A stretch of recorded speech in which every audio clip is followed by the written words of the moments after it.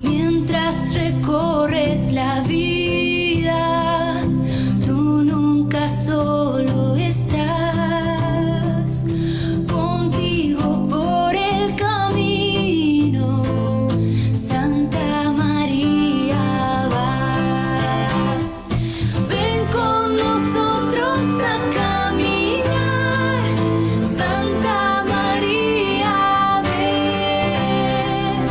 Ven con nosotros a caminar, Santa María, ven. Aunque te digan algunos que nada puedes cambiar, lucha por un mundo nuevo, lucha por la verdad. Ven con nosotros a caminar, Santa María, ven. Ven con nosotros a caminar, Santa María, ven. Si por el mundo los hombres sin conocerse van, no niegues nunca tu mano al que contigo está. Ven con nosotros a caminar, Santa María, ven. Ven con nosotros a caminar, Santa María, ven. Aunque parezcan tus pasos inútil caminar, tú vas haciendo el camino, otros lo seguirán. Ven con nosotros a Muy buenas noches a todos. Muchísimas gracias a todas las personas que ya se están conectando con nosotros.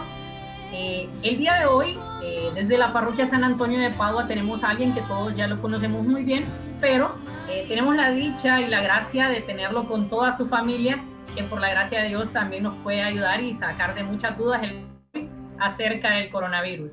Es ni más ni menos que el doctor Valladares, que pues ya lo conocemos mucho dentro de la parroquia. Él ha ido a incontables misiones, a incontables idas hasta allá arriba a la Coronilla, que nos ha dejado a nosotros cansados, y lo vemos a él durante el camino, que dice que sí le cuesta un poco, ¿verdad? Pero que siempre lo logra terminar bien. Así que primeramente le quiero dar la bienvenida a él y a toda su familia que está con nosotros aquí. Los vamos a ir presentando también. Además de tener al doctor Valladares con nosotros, tenemos a Blanca Lidia Valladares, que es médico general y es gineco-obstetra graduada de la UNABS.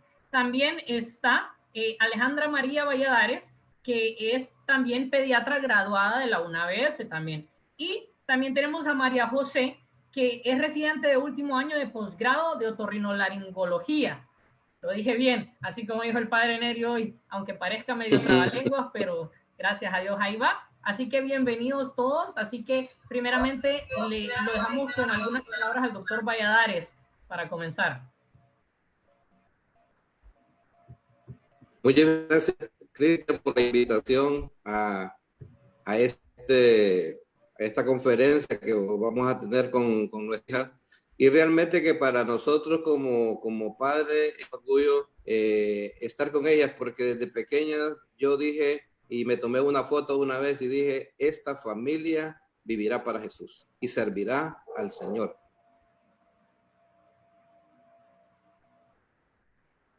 Y ya lo estamos logrando, Muchas gracias por la invitación y estamos para lo que nos pregunten. Gracias, así es, doctor Valladares. Y pues ya tenemos varias personas que nos están preguntando aquí, lo están saludando ya de por sí. Carlos Roberto Machado dice saludos, doctor Valladares, y también a usted, Cristian. Así que un saludo. Y dice Nora Recarte, saludos al doctor Valladares. Ya pueden ir haciendo sus preguntas en los comentarios para que pues toda su familia, la familia del doctor Valladares pueda irlas respondiendo también. Así que pues hoy va a comenzar usted dándonos o regalándonos la oración para comenzar este pequeño foro que tenemos. Bueno, en nombre del Padre, del Hijo y del Espíritu Santo. Amén. Ven, Espíritu Santo, llena los corazones de tus fieles y enciende en ellos el fuego de tu amor. Envíanos, Señor, tu Espíritu y danos nueva vida, y renovarás la faz de la tierra. Oh Dios, que has instruido los corazones de tus hijos con la luz del Espíritu Santo, concédenos que sintamos rectamente con el mismo Espíritu y gocemos siempre de tu consuelo por nuestro Señor Jesucristo. Gracias, Padre maravilloso, por esta tarde que nos estás regalando. Gracias, Señor, porque vamos a compartir y vamos a dar un poco de lo que tú nos has regalado, Señor, que es el conocimiento, la ciencia, Señor. Gracias, Padre, porque lo podemos hacer con nuestras hijas. Gracias, Padre, porque tú nos vas a iluminar en este día. Por eso hemos hecho la invocación del Espíritu Santo, para que se quede con cada uno de los que vamos a participar acá y de los que nos van a escuchar, y sobre todo Cristian, que vamos a dar esta conferencia. Señor, quédate con nosotros a lo largo de esta tarde. Todo te lo pedimos en el nombre de tu Hijo amado Jesús, que vive y reina por los siglos de los siglos. Amén. Así que sin más, vamos a comenzar, doctor Valladares. La primera pregunta que tenemos para usted, y de hecho el segmento del día de hoy, por eso le pusimos contestando preguntas sobre el coronavirus con los Valladares. Así que la primera pregunta dice así: ¿qué otras medidas de seguridad para nuestra salud podemos seguir? Y si nos diera una gripe común, ¿qué remedios caseros podemos tomar para que no pase a más y que podamos subir nuestras defensas inmunológicas? Sí, recordemos, Cristian, que este coronavirus es algo nuevo para nosotros. Nosotros los médicos no esperábamos esta situación de esta pandemia. Habíamos tenido otros coronavirus como el MERS, como el SARS, pero no habían sido tan difíciles como este, que día a día lo estamos conociendo, día a día lo estamos estudiando y día a día estamos luchando con él. Ahora, las medidas de seguridad que nosotros tenemos que hacer siempre deben ser el hecho de quedarnos en casa. Esa es una situación que tenemos que hacer siempre, y tenemos que salir únicamente que nosotros tengamos que tener una emergencia o podamos hacer una situación propia de la salud. El lavado constante de las manos con agua y jabón, ¿verdad? Hacerlo 20 segundos y hacerlo de una forma en que nos lavemos la parte interna, la parte externa, los pulgares y también entre los dedos, para que podamos hacerlo de una buena manera. También, si vamos a salir a la calle, utilizar la mascarilla, porque eso nos va a proteger del virus. Y recordemos, Cristian, que hemos tenido en la vida varios virus, ¿verdad? Pero a veces estos virus son resfriados comunes, que únicamente nos entró la congestión nasal, nos dio un poquito de irritabilidad y luego, ¿cómo se llama? Nos pasó, únicamente tomando líquidos bastantes y también tomando acetaminofén o paracetamol. Pero a veces también tenemos cuadros gripales que ya se pueden complicar con fiebre, se pueden complicar con dolor de cuerpo, se pueden complicar con malestar general, dolor de cabeza, y a veces también se puede complicar con secreciones amarillentas o verdosas. Eso significa que ya esta situación se volvió una infección agregada. En este momento, pues ya el médico decide usar antibióticos.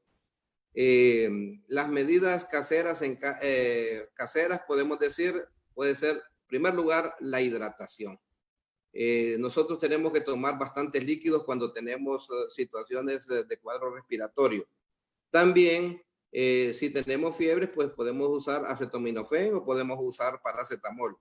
También, si tenemos congestión nasal o un cuadro gripal, pues entonces el médico nos va a indicar un descongestionante, nos va a indicar un antihistamínico, Y también en casa podemos hacer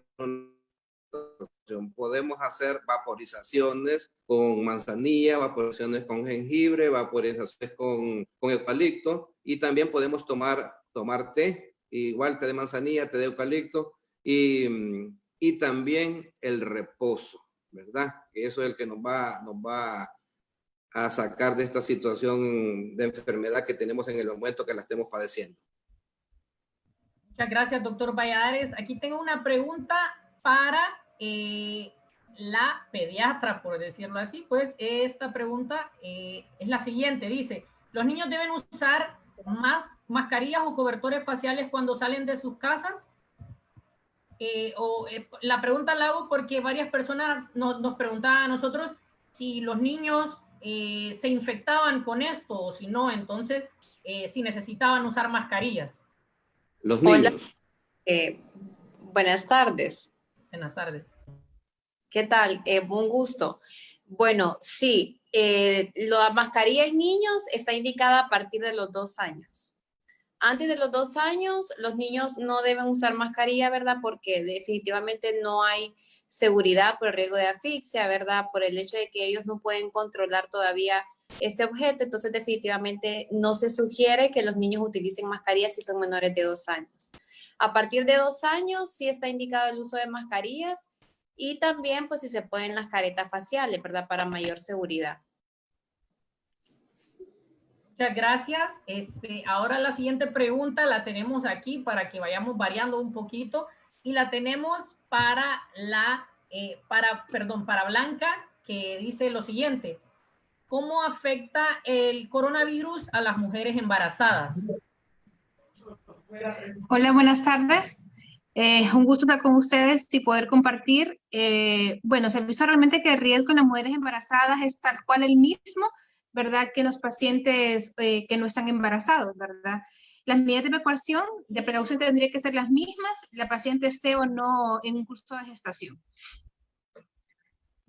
Muchas gracias. Pues, y por último, para ir terminando de variar, pues la siguiente pregunta pues va para María José y dice, ¿qué tratamiento puede usar una persona que tiene coronavirus y padece de sinusitis? Buenas tardes, un gusto cooperar con ustedes. Pues una persona con coronavirus y que tenga la sinusitis, el tratamiento no va a variar, ¿verdad? Siempre, una persona que tiene sinusitis, ¿qué es la sinusitis para empezar? ¿Verdad? Es cuando nuestros senos paranasales, que son cavidades que se encuentran en nuestra cabeza, ¿verdad? Se llenan o se acumulan de secreciones o de moco. Entonces, el tratamiento siempre va a ser el mismo. Vamos a dejar lavados nasales, antibióticos, ¿verdad? Dependiendo de qué tipo de medicamentos le favorezcan más al paciente, nosotros son los antibióticos que vamos a utilizar, ¿verdad? Dejamos también antihistamínicos para poder mejorar lo que es la disminución del moco dentro de nuestros senos paranasales y mejorar la sinusitis, pero en este caso la sinusitis viene a ser un segundo paso, ¿verdad? Sino que también es más importante tratar la enfermedad de coronavirus porque eso sí nos va a llevar a una probable mortalidad si no la tratamos a tiempo, ¿verdad? Entonces, el tratamiento siempre va a ser el mismo y lo más importante es la comunicación con su médico, porque dependiendo, no todos los pacientes van a requerir el mismo tratamiento, ¿verdad? Y es lo más importante, la comunicación con su médico. Muchísimas gracias. Pues vamos a seguir con las preguntas por aquí. Y la siguiente pregunta, volvemos a nuestra pediatra que dice lo siguiente: ¿se le están haciendo o se le hacen las mismas pruebas a los niños que a los adultos en base a lo que es la prueba del hisopado y todo esto? ¿Se hace la misma prueba con los niños?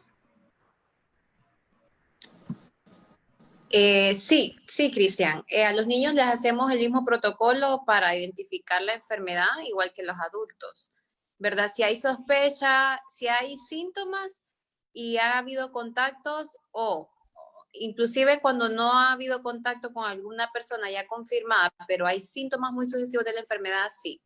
Los pediatras también solicitamos las mismas pruebas que se solicitan a los adultos, ¿verdad? Idealmente el hisopado, ¿verdad? Que es la más confiable, pero también se la puede hacer prueba rápida, ¿verdad? Y la prueba de ELISA. Entonces, sí, en los niños también hacemos lo mismo. Muchísimas gracias. Pues la siguiente pregunta la tenemos aquí para el doctor Valladares y dice así: soy positiva desde hace 2 semanas y el dolor de pecho aún no se quita y la fatiga tampoco se quita. ¿Qué me recomienda hacer para poder reintegrarme poco a poco a mis actividades?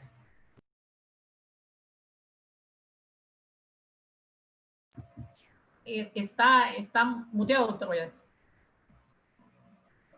Sí, recordemos, Cristian, que este virus nos está enseñando mucho. Hay IgG positiva, IgG negativa, podemos tener las dos, pero cuando yo tengo una paciente que ha tenido 2 semanas y continúa con dolor en el pecho, voy a hacer una prueba de 20 segundos, voy a ver si continúa con fiebre, voy a ver si tiene dificultad respiratoria. Eso me va a obligar a mí a hacer una radiografía de tórax PA o una lateral. ¿Por qué? Porque yo quiero saber si ahí no hay un esmerilado y la paciente está haciendo una trombosis pulmonar. Y si no, también puedo hacer una TAC de tórax para ver si hay una trombosis. Si hay una trombosis, aunque la paciente tenga 14 días, recuerde que el virus entra a nuestro cuerpo y el periodo de incubación va de 0 a 14 días. Entonces esa paciente con 14 días, pero ¿qué sabemos si ese virus comenzó a actuar a los 10 días? Y esa paciente más bien está teniendo la fase aguda en ese momento. Entonces tenemos que saber en qué fase de la enfermedad está la paciente para poder tomar determinaciones y poder orientar a la paciente qué es lo que debemos hacer, cómo debemos actuar y qué medicamentos debemos colocar en ese momento que la paciente está pasando por esa etapa. Muchas gracias, doctor Valladares. Y aquí, por cierto, le mandan saludos y dicen siempre Tigre, gusto de verlo, dice. Tigre. Y hacen una pregunta por aquí, dice: una persona que ya ha superado la enfermedad del coronavirus, ¿puede volver a contagiarse con la misma intensidad o más fuerte que la primera vez? Recordemos que estos son virus.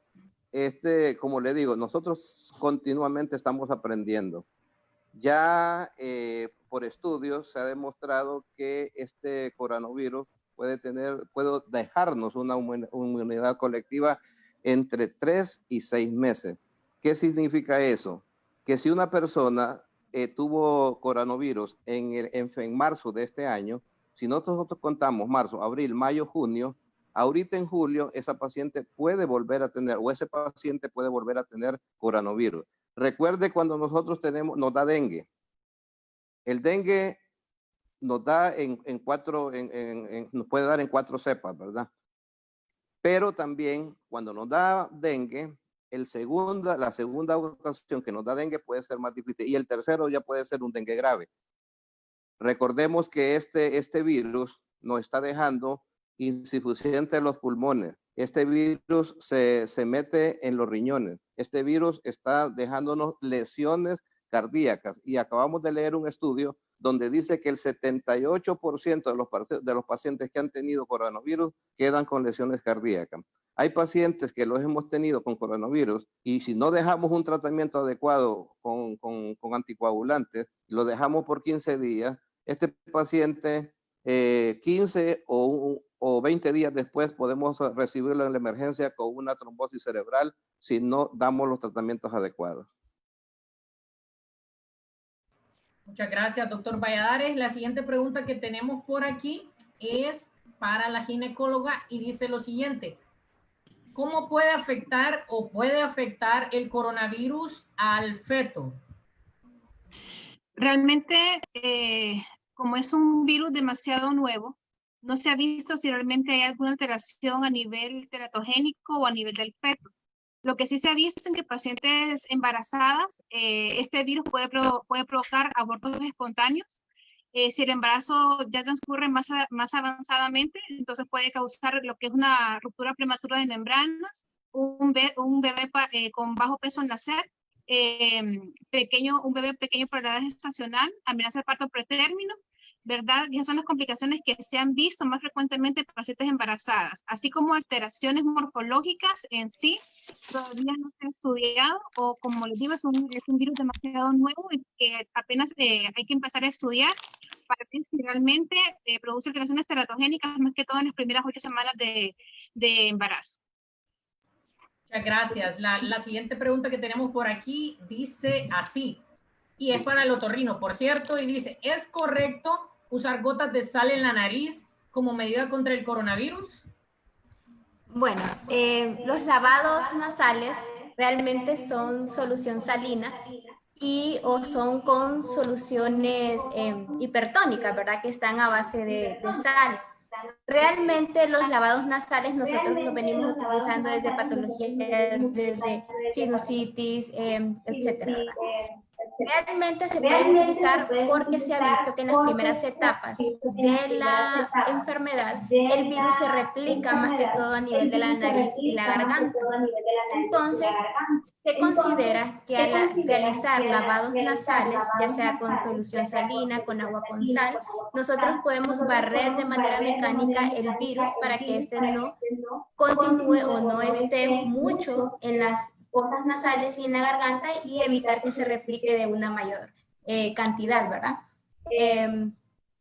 Sí se puede utilizar, pero no podemos utilizar el término de que eso va a producir la muerte del virus, porque es muy importante que sepamos que a estas alturas nosotros solo estamos dando tratamiento para los síntomas o para evitar complicaciones. No hay todavía un tratamiento que mate el virus. Muchísimas gracias. Y pues al doctor Valladares le hacemos la siguiente pregunta. En este tiempo del coronavirus, ¿ha tenido algún paciente vía virtual que se haya recuperado solo con tratados caseros, por así decirlo? Cristian, así como dijo María José en este momento, no hay tratamiento curativo para el virus.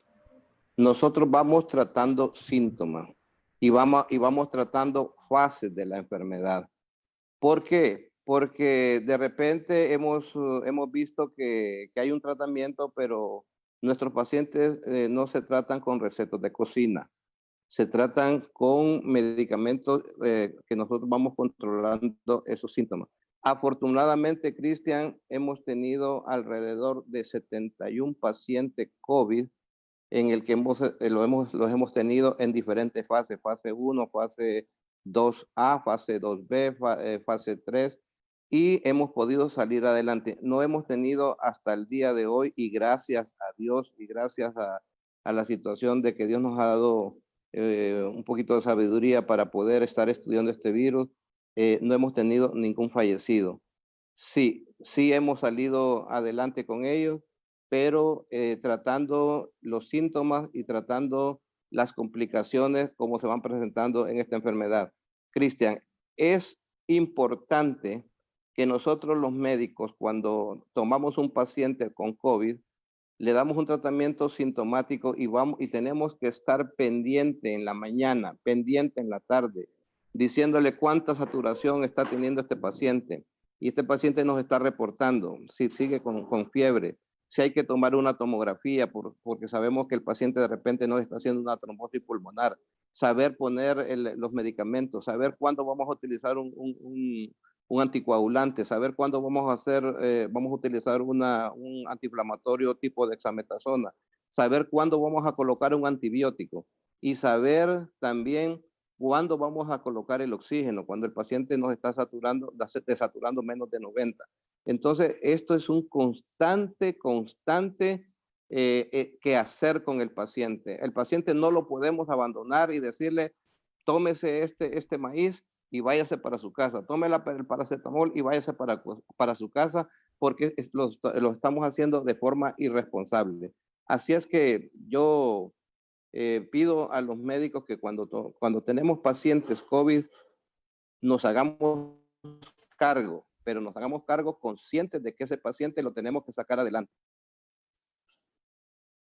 Muchas gracias, doctor Valladares. La siguiente pregunta que tenemos por aquí, se la queremos hacer otra vez a la ginecóloga y preguntan aquí, como decía usted, ¿verdad? Que si en algún caso tuve coronavirus, ¿podré realizar el contacto piel con piel luego de que ya haya pasado este coronavirus con mi bebé? Bueno, la pregunta es para la pediatra en todo caso. Perdón, Sí, lo dije. no, pero la verdad es que sí, no está contraindicado, ¿verdad? El contacto físico, ¿verdad? Con el bebé o con el niño, pero sí se toman en cuenta las medidas de precaución. En el hecho de la lactancia materna, no, ella lo puede responder mejor que yo, no está contraindicada la lactancia materna siempre y cuando la mamá tenga sus medidas de precaución. Se lave las manos, se ponga la mascarilla, ¿verdad? Y en este acto no darle besitos al bebé ni tocarle lo que sea la cara y las manitos, pero realmente el contacto piel con piel de una madre a un hijo, si es para lactancia materna o para lactar, siempre y cuando el niño sea lactante, ¿verdad? No esté contraindicado, pero creo que es en todo caso esa pregunta, ella es la indicada para responderla. No sé, Alejandra, si la querés responder mejor que yo. Hola, bueno, la verdad es que sí, no está contraindicado que la mamá alejara el aislamiento del bebé con la mamá, ¿verdad? Sí, igual puede hacer el apego. Habría que ver en qué momento también fue la infección, en qué momento del embarazo, ¿verdad? Si ya transcurrió bastante tiempo, después del periodo de ventana que tiene la enfermedad, aproximadamente 28 días, ¿verdad? Se menciona después después de que desaparecen los síntomas, aproximadamente 14 días. Entonces habría que ver cómo está la condición de la mamá y si todo está bien, pues no habría ninguna contraindicación o una indicación, mejor dicho, para separar a la mamá de su bebé. Sí se puede hacer siempre el contacto piel con piel, ¿verdad? Idealmente este contacto no debe de prolongarse después de la primera hora de que nace el bebé, por el hecho de favorecer la lactancia. Entonces siempre es importante. Muchas gracias. Y pues la siguiente pregunta, pues aquí la hacen y yo, bueno, adujo, ¿verdad? Que esta sí sería para el otorrino, pero por si las dudas vamos a salir aquí. Y la pregunta es, dice, ¿qué tan probable se puede contraer el coronavirus por tocarse los ojos? ¿Y qué tan importante, podría decirse así, es no tocarse los ojos, la nariz, la boca, para no contagiarse de este virus? Si la persona tiene el virus en las manos y se toca los ojos, 100% seguro que se va a contaminar. Esto es básico. Lo más importante es no tocarse los ojos, la nariz y la boca, porque el virus entra por las mucosas, ¿verdad? Entonces, por eso es que hacemos énfasis en el lavado permanente de manos con duración de 20 segundos, porque el jabón es lo que sabemos que mata el virus. Entonces, 100% seguro, ¿verdad? Que se va a contaminar o se va a contagiar de coronavirus si porta el virus en sus manos y se toca los ojos, ¿verdad? Muchísimas gracias. Y la siguiente pregunta para el doctor Valladares que tengo por aquí es la siguiente y dice, una vez la persona da positivo o es positiva a IgM, IgG sin síntomas, pasa los 21 días de aislamiento y le dan el reintegro a sus labores, pero sigue dando positivo en prueba rápida, ¿esta persona ya no contagia a los demás o únicamente es portadora del virus o sí puede contagiar a los demás? Qué importante esta pregunta, Cristian. Recordemos que cuando nosotros mandamos a hacer una prueba rápida, vamos a detectar o IgM o vamos a detectar IgG. Cuando tenemos IgM positivo, significa que el virus está en el organismo de la persona. Sí, podemos tener otro resultado. Que tengamos IgM positivo y tengamos IgG positivo. Significa que la persona está con el virus, pero está ya teniendo defensa, su cuerpo está fabricando anticuerpos para el virus. Y luego podemos tener un tercer resultado que es únicamente la IgG positivo. Eso significa que esa persona ya pasó. Normalmente, Cristian, a los 14 días podemos encontrar ya una negatividad del virus. Pero recuerde que en esos 14 días, como le decía anteriormente, puede ser el periodo de incubación. Entonces, una persona se supone que después de los 14 días o después de los 21 días ya no es infectante.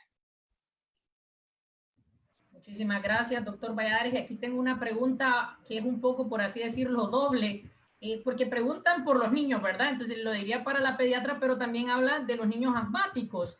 Entonces, se pregunta porque como este virus ataca los pulmones, entonces la pregunta es más probable que un niño asmático tenga mucho más problema con este virus? Bueno, en este caso, no, o sea, no porque porque mi hijo es asmático o porque yo sea asmática, es que tengo mayor riesgo de desarrollar la enfermedad. No.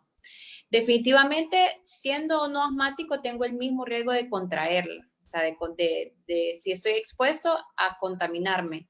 Lo que sí es que si soy asmático o tengo un hijo asmático y este niño no está con su debido control, o sea, no tengo un asma controlado, es un niño que hace crisis y que igual no está en su manejo con su pediatra o con su neumólogo, el mayor riesgo que tiene es desarrollar la enfermedad de forma más grave.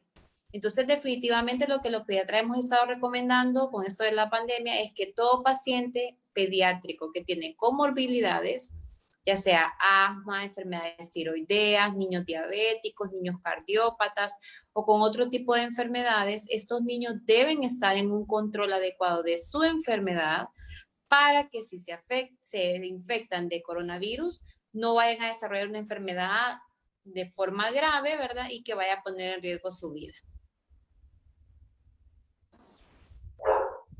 Muchísimas gracias. Bueno, la siguiente pregunta que tenemos por aquí dice, esto es más que todo como un caso. ¿Por qué motivo en una pareja no se contagia a una de las personas? Mi esposo da negativo, ya se realizó 2 pruebas y yo soy positiva IgM e IgG, al igual que mi hijo de 3 años, pero mi esposo sale negativo. Qué importante. Y esto me gustaría que Blanca Lidia lo explicara muy bien, pero yo puedo decir una cosa. Recordemos que nosotros tenemos que aplicar las medidas de bioseguridad en nuestra casa. Y sabiendo que tenemos un paciente positivo, entonces vamos a extremar estas medidas. Entonces, eso sería una situación. La otra cosa, recordemos, Cristian, que hay que hablar del sistema inmune. La persona que tiene un sistema inmune muy bueno, difícilmente entonces se va a contagiar, o de repente la carga viral no va a ser mucho en ella y va a pasar con síntomas leves. Eso, pero me gustaría que Blanca Lidia, que tuvo la experiencia, nos contara esta situación.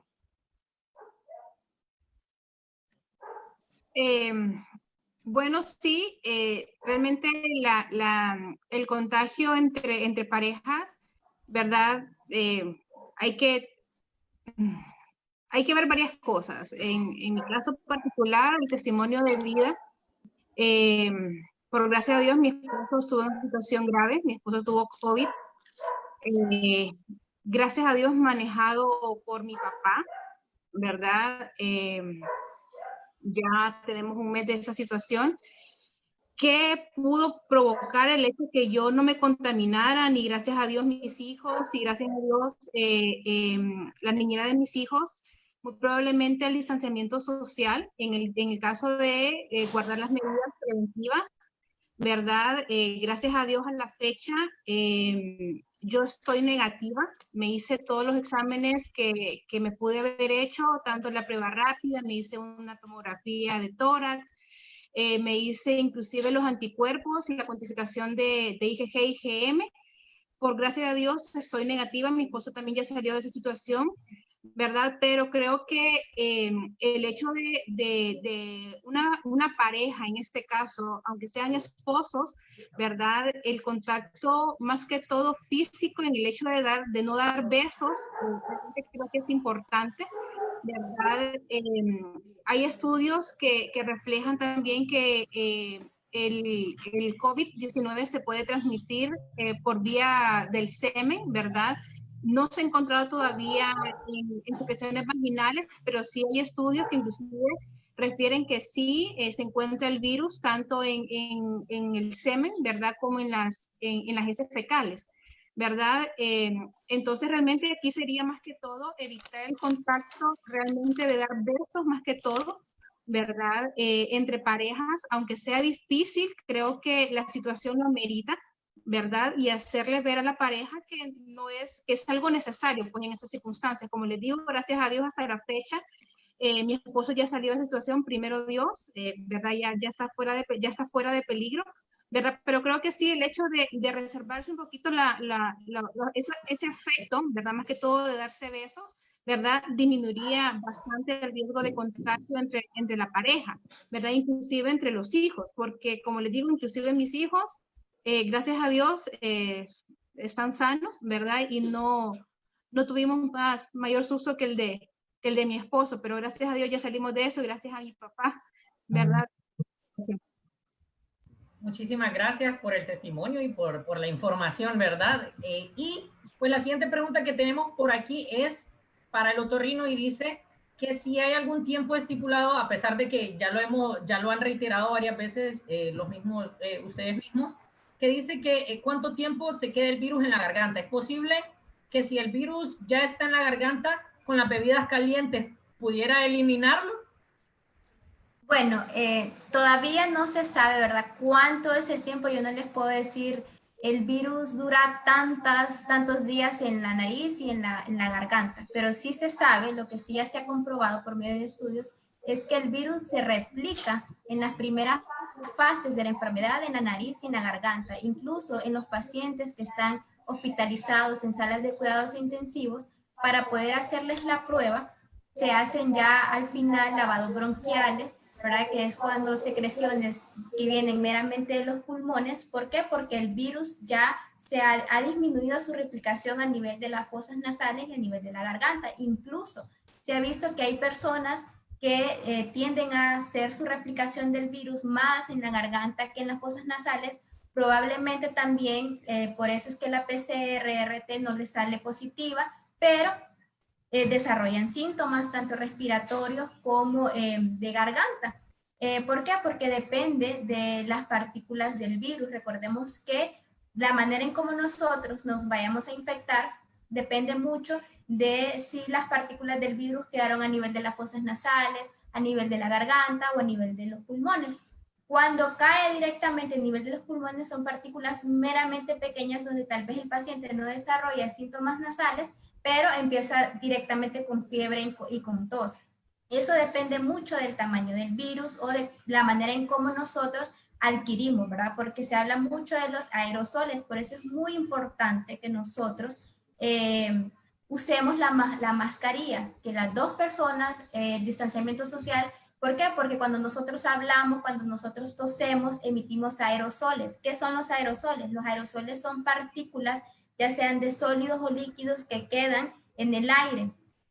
Se ha visto o se ha comprobado que en el caso del coronavirus, después de que una persona tose, el virus puede durar entre 10 a 15 minutos flotando, por decirlo así, en el aire. Entonces, por eso es muy importante que nosotros, ¿verdad?, utilicemos mascarilla al momento de que salimos, al momento de que estamos emitiendo una plática, porque incluso cuando nosotros platicamos, emitimos aerosoles o desprendemos gotitas, que es ahí donde va el virus, ¿verdad? Entonces, no podemos hablar cuánto tiempo dura, pero sí sabemos que en las primeras etapas de la enfermedad es donde se encuentra el virus, más que todo en las fosas nasales y en la garganta. Muchas gracias. Bueno, el doctor Valladares, aquí también nos preguntan, nos preguntan ¿qué suplemento vitamínico recomienda en el mejoramiento del sistema inmunológico? Como lo hablaba usted hace poco, que teniendo un sistema inmunológico bueno, pues es menos probable, pues, de muchas cosas. Entonces, ¿qué suplemento vitamínico recomendaría usted para poder evitar esto y subir mi sistema inmunológico?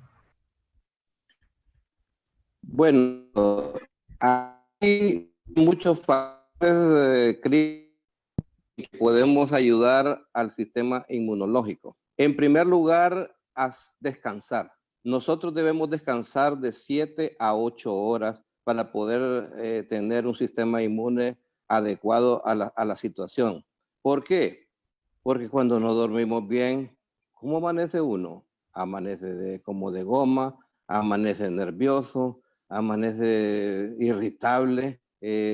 Bueno, tantas situaciones, ¿verdad? Ahora, otra cosa como podemos mejorar nuestro sistema inmune, el ejercicio.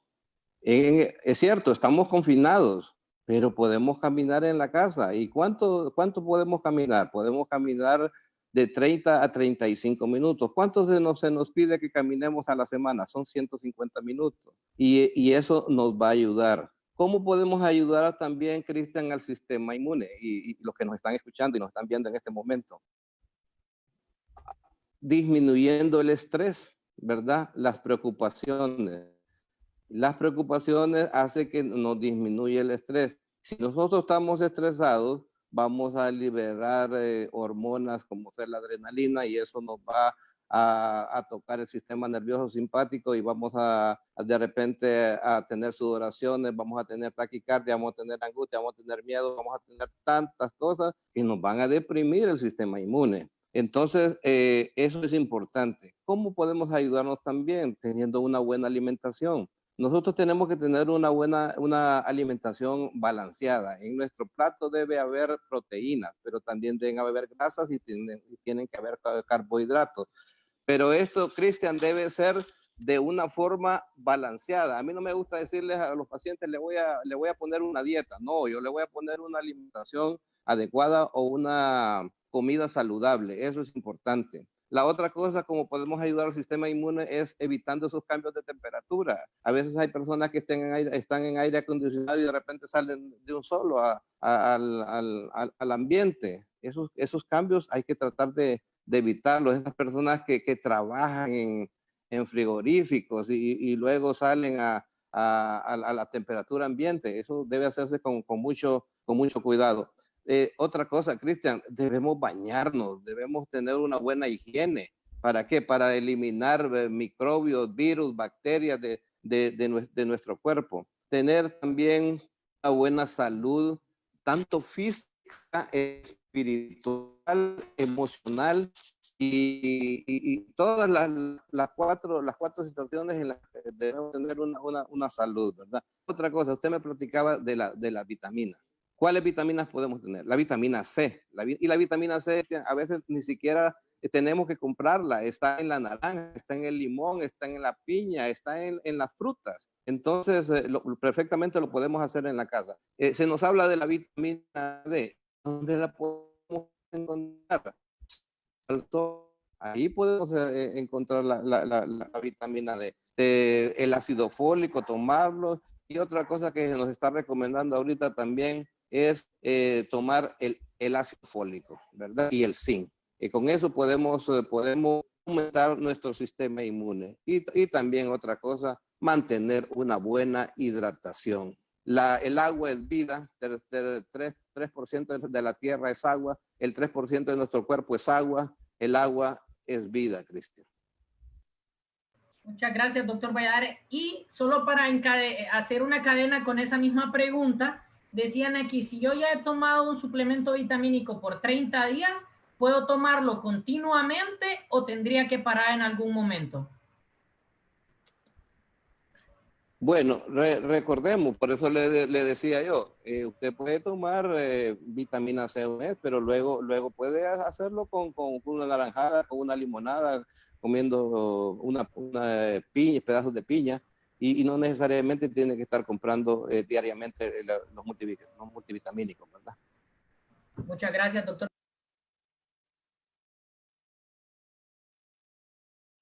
Muchísimas gracias, doctor Valladares, por responder esa pregunta. Y aquí les mandan un mensaje a todos y dice, qué bonito verles, muchachas, muy preparadas, felicidades y Dios me les bendiga. Y preguntan por aquí, doctor Valladares, también, si quisiéramos contactarlo por cuestiones médicas, doctor Valladares, ¿cómo podríamos hacerlo?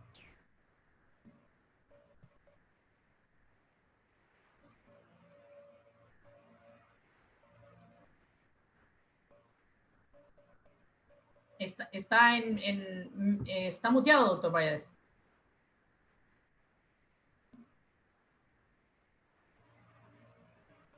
Hoy sí. Hoy sí. Hoy sí. Sí. Recuerde, Cristian, que nosotros a lo largo de esta pastoral de la salud hemos andado con las brigadas médicas a lo largo de 20 años y lo vamos a seguir haciendo siempre y cuando esta pandemia nos deje. Ahora, nosotros en esta pandemia, Cristian, nos hemos puesto 14 médicos al servicio de la población y sobre todo de los más pobres. Ese listado lo hicimos pasar por Fides, por el buen amigo, por diferentes chats, se lo podemos mandar a usted para que nos promocione, completamente gratis.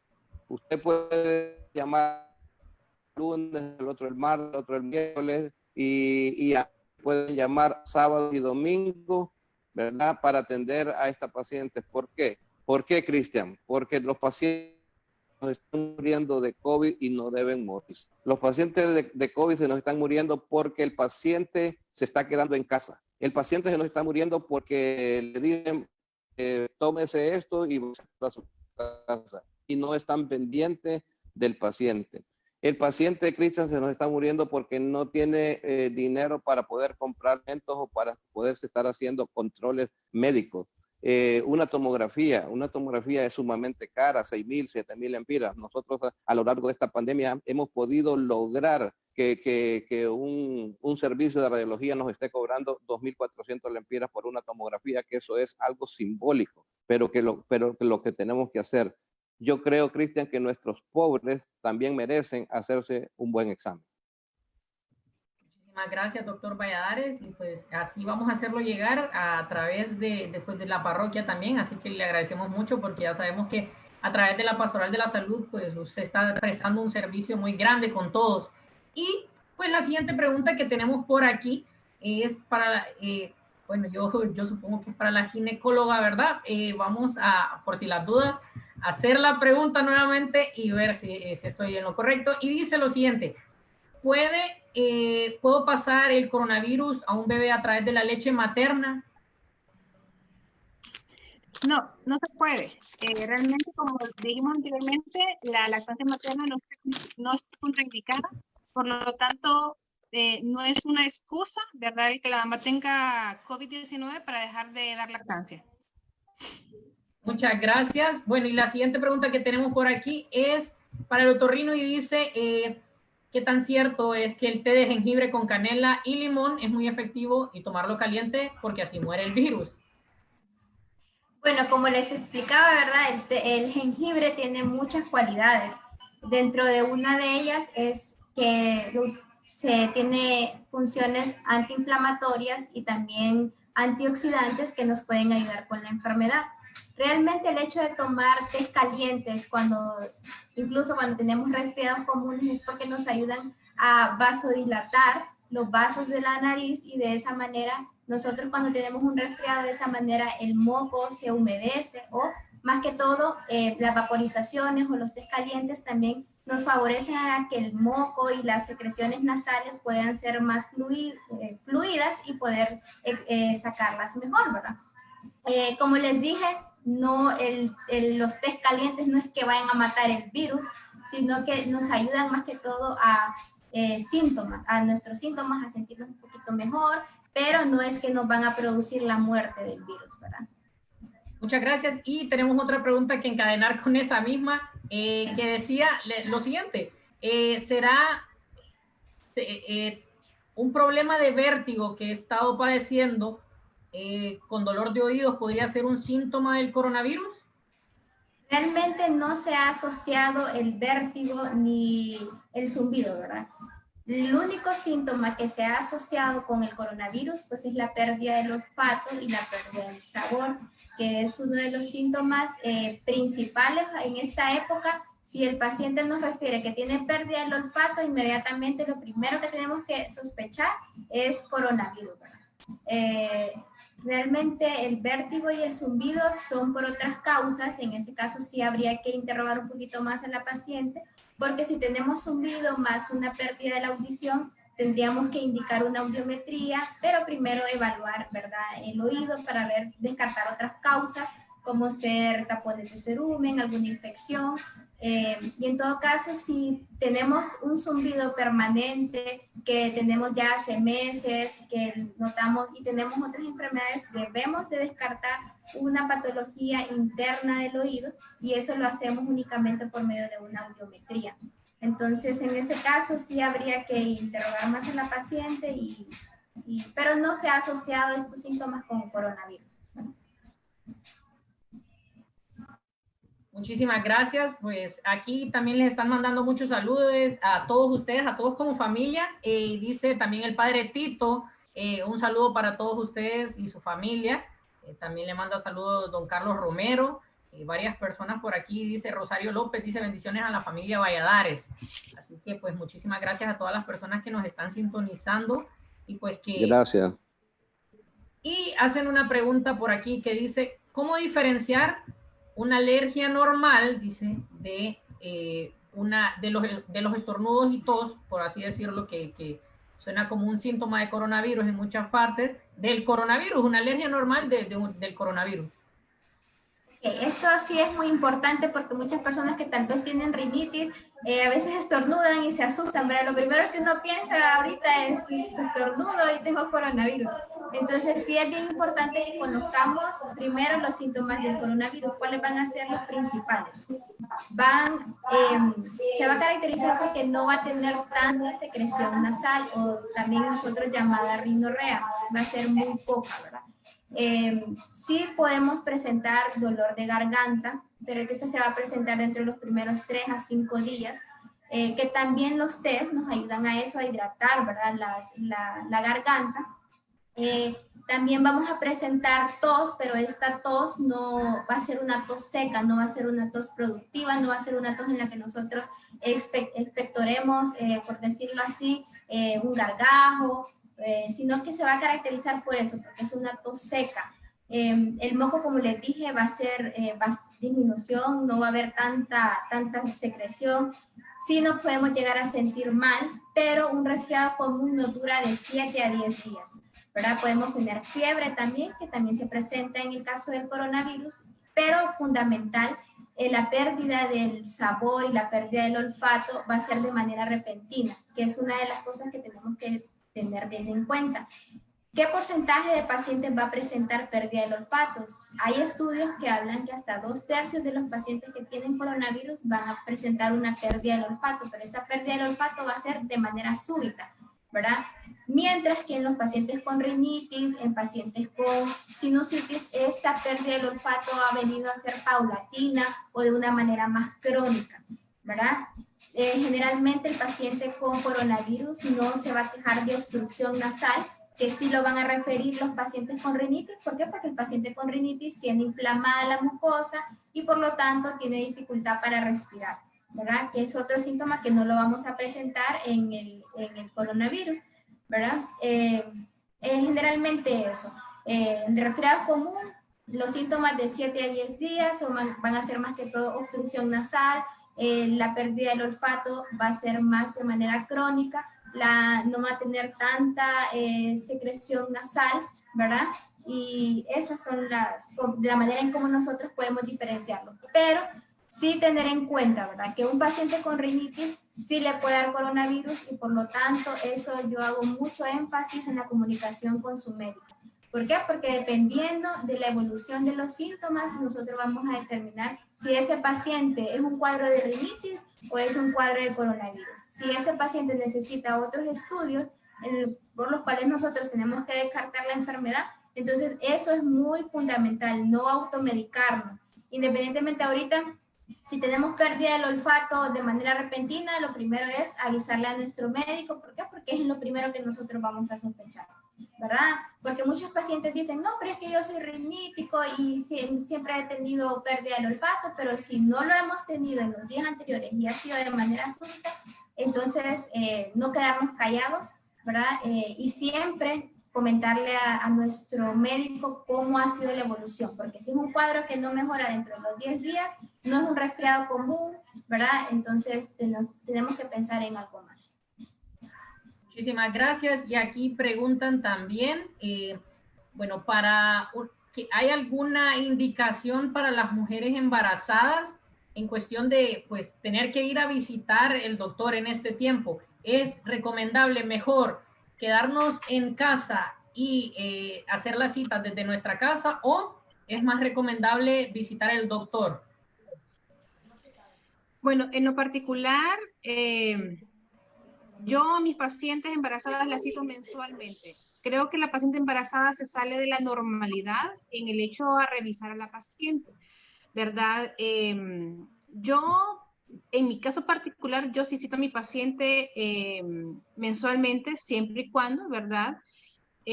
Use las medidas de precaución, use su mascarilla, ¿verdad?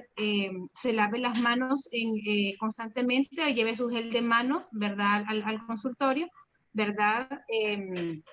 Que al cuanto llegar a la casa igual se bañe, porque realmente creo que la paciente ginecológica es un poquito más difícil manejarla, ¿verdad? En el hecho de hacer videollamadas, ¿verdad? Pero creo que en lo particular la paciente ginecológica se sale del contexto de hacer llamadas virtuales, ¿verdad? Como le digo, en lo particular yo sí manejo a mi paciente mensualmente, más que toda la paciente embarazada, porque en este caso son dos pacientes en teoría.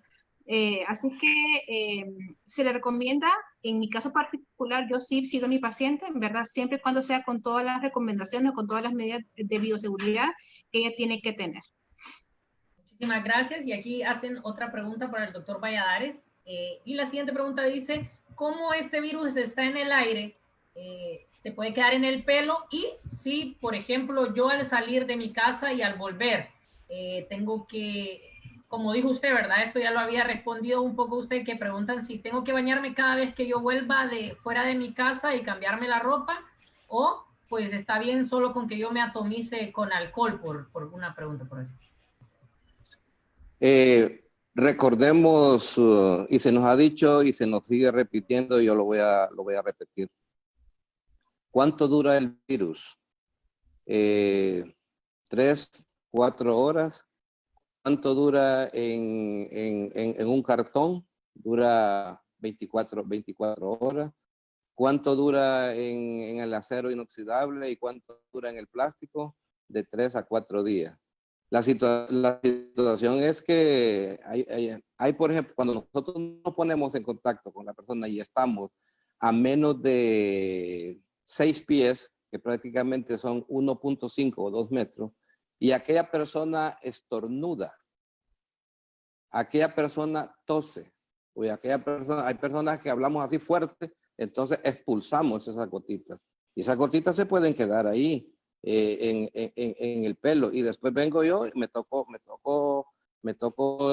las manos con el pelo. Entonces luego me toco la boca o me toco la nariz y me toco los ojos, como decía María José, y el 100% me voy a contagiar. Entonces hay que tener todas las medidas de bioseguridad. Claro, usted llega a su casa, quítese los zapatos, límpielos con alcohol, quítese la ropa, vaya a bañarse, lávese constantemente las manos, use la mascarilla, quédese en casa si no tiene que ir a hacer nada a la calle, y use el gel.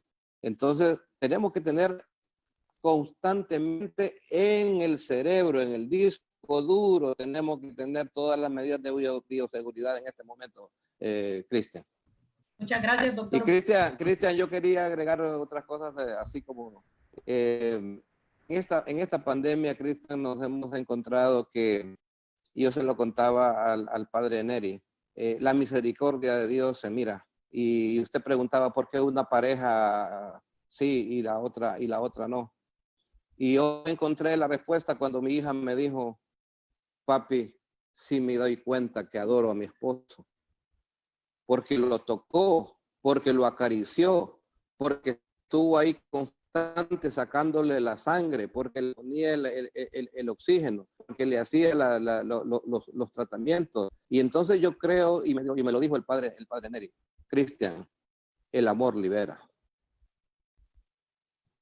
Dios es fiel. La misericordia de Dios es infinita. Eso no lo podemos dudar. Y lo hemos experimentado con los pacientes que hemos tratado. Así es, doctor Valladares, y tiene mucha razón con eso también. Aquí le mandan saludos a la doctora Blanca, dice, saludos, doctora Blanca, saludos de parte de Isidro, bendiciones de Nolvia González Mejía. Dalila Armijo dice, saludos, doctor Valladares, que nuestro Señor le siga bendiciendo a usted y a toda su familia. Hacen otra pregunta por aquí también, doctor Valladares. ¿Hay algún tratamiento específico para una persona diabética o es igual?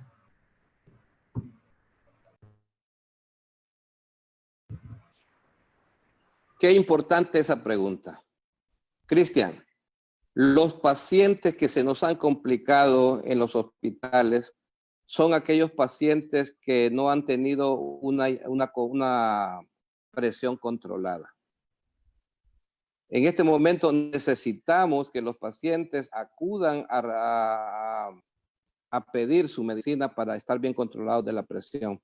Los pacientes que no han evolucionado bien son aquellos pacientes que han tenido la diabetes no controlada. Entonces, necesitamos el éxito de un paciente para salir adelante es que un paciente hipertenso y un paciente diabético estén bien controlados al momento que llegue este virus.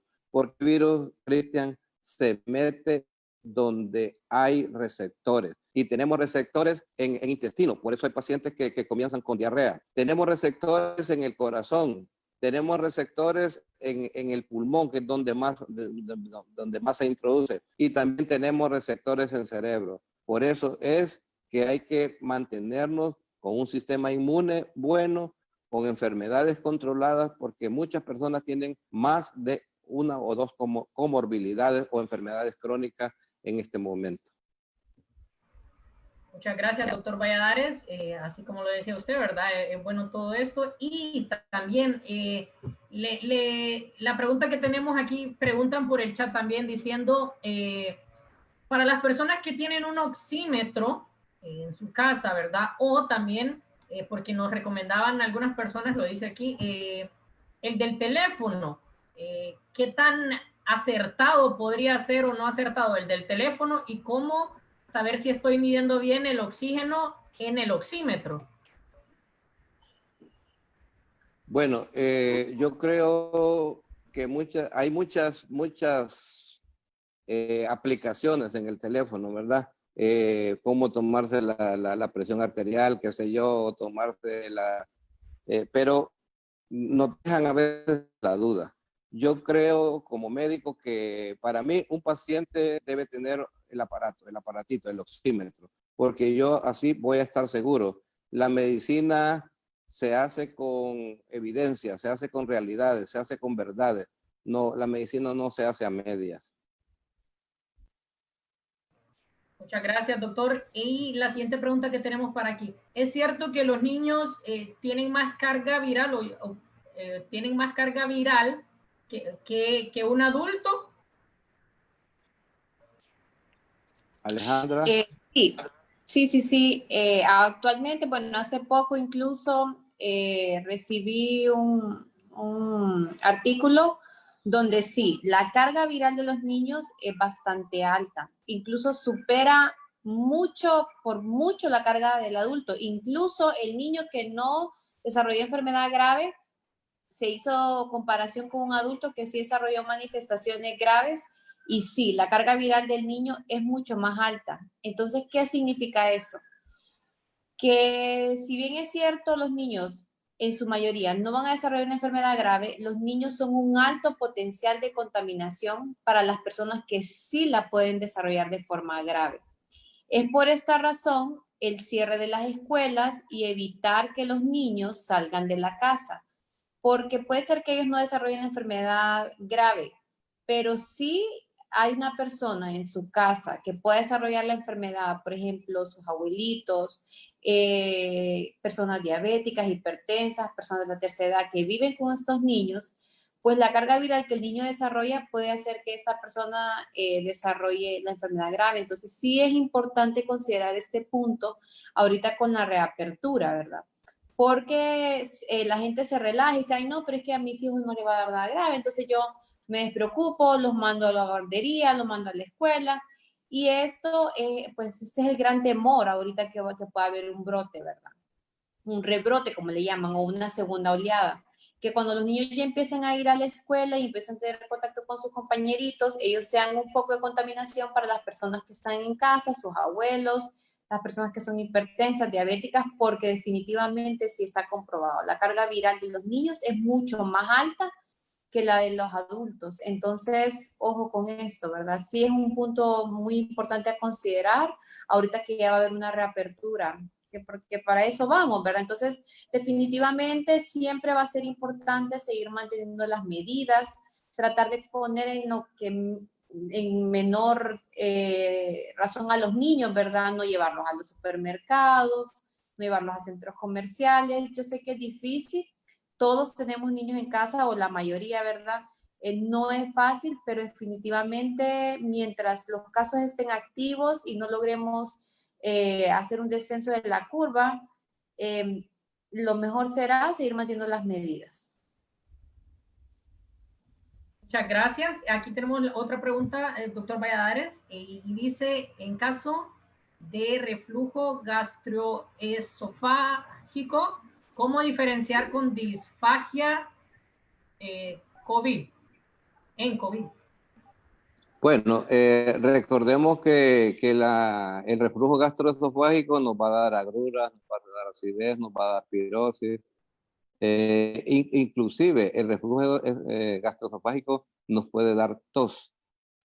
Pero como ya explicó María José, la tos del coronavirus es una tos característica, es una tos seca, ¿verdad? Esa es la gran diferencia.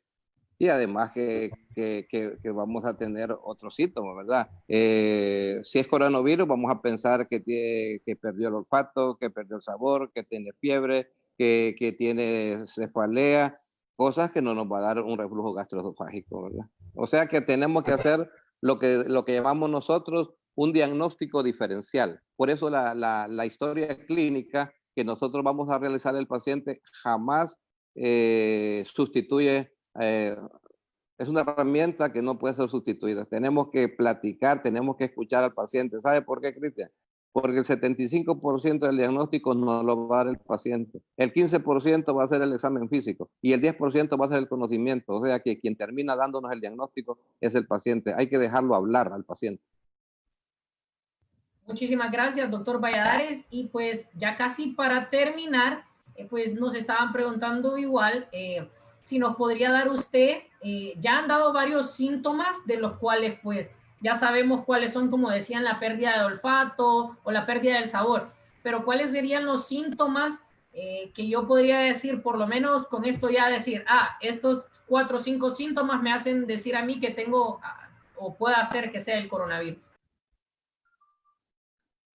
Fiebre, tos seca, dificultad respiratoria. Ahora, van otros agregados.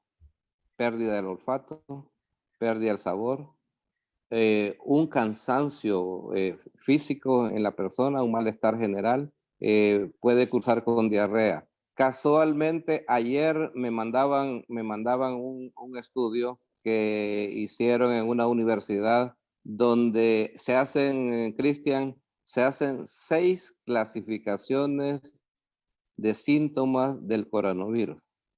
Y cuando nosotros, Cristian, sabemos diferenciar estos 6 síntomas, estos 6 grupos de síntomas de coronavirus, eso nos va a decir a nosotros médicos qué paciente puede terminar con oxígeno, qué paciente va a terminar con un ventilador mecánico o qué paciente va a necesitar alto flujo de oxígeno.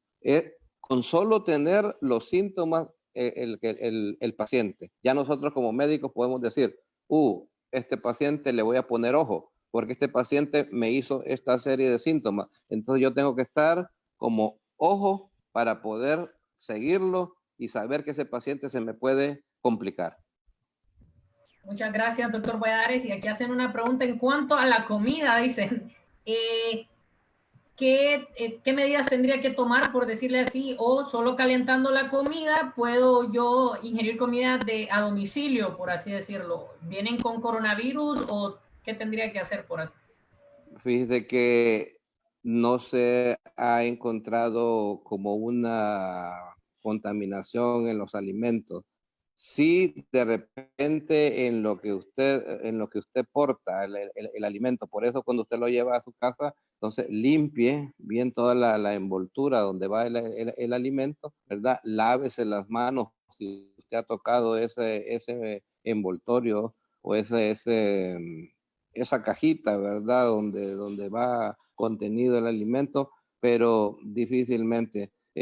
Preguntaban también, Cristian, que si el agua potable, no se ha encontrado el agua potable. Se ha encontrado el virus en las heces fecales, pero la cantidad, como decía también Alejandra, es muy mínima. Nos lo decía Blanca Lidia, en el semen es muy mínimo y en las heces fecales es muy mínimo, a menos de que sea una gran cantidad y entonces podamos adquirir el virus, pero por aguas contaminadas, ¿verdad? Pero muy difícilmente. Sí, esa era la otra pregunta que estaba viendo por ahí. Entonces, cuando ella respondió esta pregunta o nos daba este aporte, pues ya fue, lo fui asimilando con esto. Y preguntaban también por aquí, ¿qué esperar en niños con persistencia de IgM e IG G6 semanas post-diagnóstico?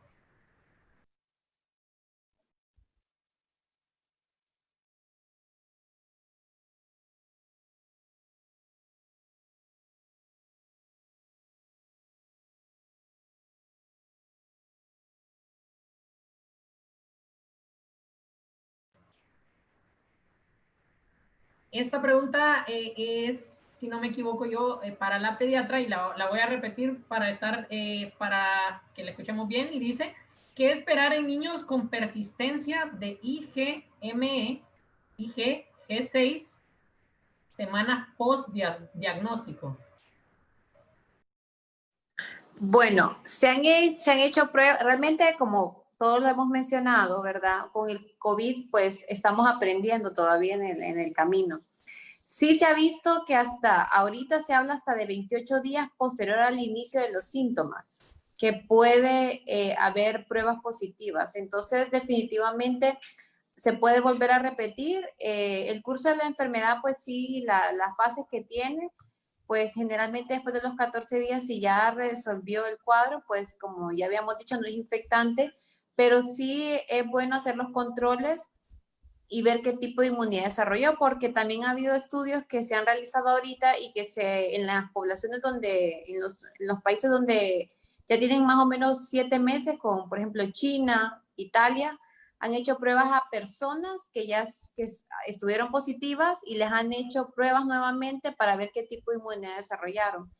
Y en un estudio desarrolló que el 20% de la población no había desarrollado inmunidad, entonces que podían reinfectarse. Entonces, siempre es bueno hacer el control, ¿verdad?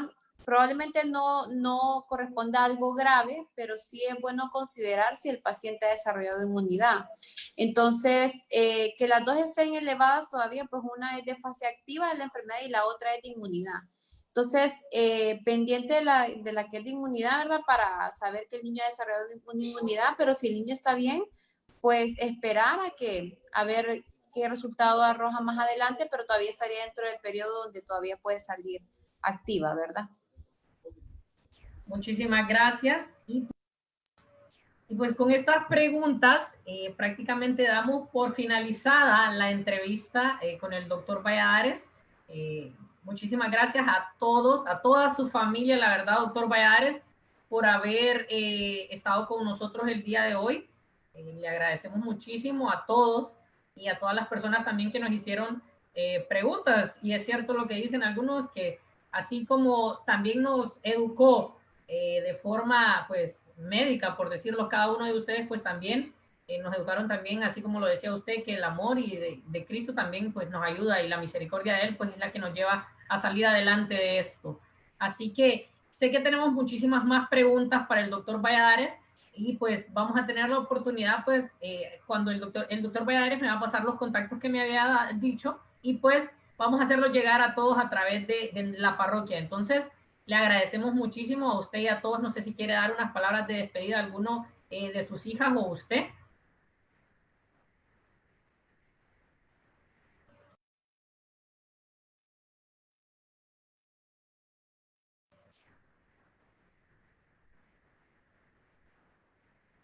Está en mute, doctor. Blanca Lidia, haga el cierre. Y Alejandra, que haga la oración final. Así entonces lo hacemos. Bueno, como consejo final, en verdad, sé que esta pandemia a todos nos ha quitado algo, ¿verdad?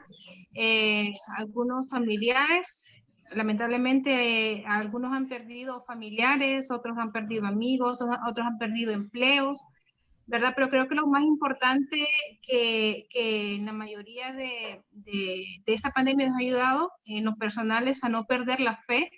Creo que eso es primordial y es lo principal, ¿verdad?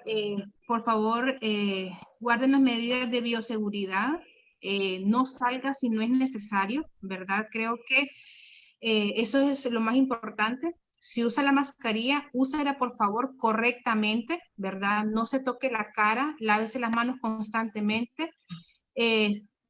Parece triado, pero guarde el distanciamiento social, ¿verdad? La mascarilla no es para usarla ni debajo, ni arriba, ni en la frente, ni es para usarla debajo de la barbilla, ni es para ponerla de sombrero. La mascarilla es para usarla desde del hueso nasal hasta la barbilla, ¿verdad? Y no, realmente, como les digo, no perder la fe. Creo que más tarde que temprano vamos a salir, nos vamos a poder abrazar, nos vamos a poder besar, ¿verdad? Y compartir principalmente con Dios, asistir a misa, ¿verdad? Y posteriormente con la familia. Así que bendiciones a todos, gracias por el espacio, esperemos que hayamos podido responder sus dudas, ¿verdad? De ellos, pero a cuidarse nada más. Muchas gracias. Bueno, yo también quería agregar algo a lo que dijo mi hermana. Creo que ahorita es un momento en el que debemos ser solidarios, no solamente con nuestra familia, si somos vecinos, somos amigos, si somos compañeros de trabajo, por favor, ¿verdad? No discriminar. Debemos de ser conscientes de que esto nos puede pasar a cualquiera de nosotros. Si somos vecinos, tratar de no hacer comentarios como, mira, que él tiene coronavirus, o si realmente nos sentimos preocupados, tratar de ayudar. Sí, es una enfermedad en la que uno mismo como familiar se siente impotente porque no puede ir a ayudar, porque riesgo de contaminar a sus otros familiares, ¿verdad? Entonces, ser conscientes en eso, no tener miedo a pedir ayuda, porque entre más rápido nosotros detectamos la enfermedad, más rápido podemos salvar vidas. No tener pena, no tener miedo, no discriminar, lo más importante, eso, no discriminar, porque a cualquiera nos puede pasar, y entre más rápido nosotros pidamos ayuda, más rápido, ¿verdad? Podemos evitar una mortalidad y aprendemos. Como dice mi hermana, la religión no nos va a curar, como dicen algunos, pero la fe sí. Y la fe mueve montañas, y eso es algo que nos ha dejado esta pandemia, ¿verdad? Ser mejores nosotros mismos como seres humanos y ayudar a los demás, porque así es como aprendemos. Entonces, vamos a hacer la oración, ¿verdad? Gracias, Señor, por este momento que nos has regalado. Gracias porque nos has permitido llevar un poco de nuestro conocimiento hacia las personas que lo necesitan. Danos fortaleza para no tener miedo en ayudar a aquellos que nos necesitan. Danos fortaleza para poder ayudar en vez de tener miedo. Señor, danos sabiduría, danos entendimiento, danos comprensión y danos paciencia para poder sobrellevar esta situación que sabemos que tú sabes hasta cuándo estaremos así, pero ayúdanos a no decaer en la fe y lo más importante, a ser perseverantes en la oración.